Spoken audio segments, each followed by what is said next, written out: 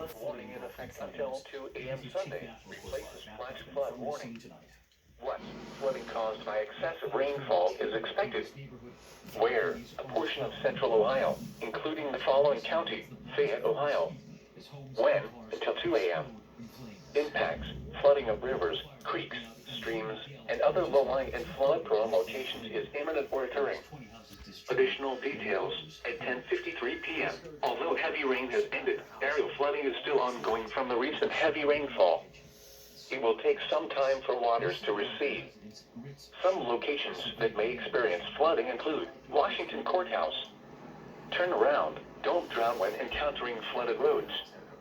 Most flood deaths occur in vehicles.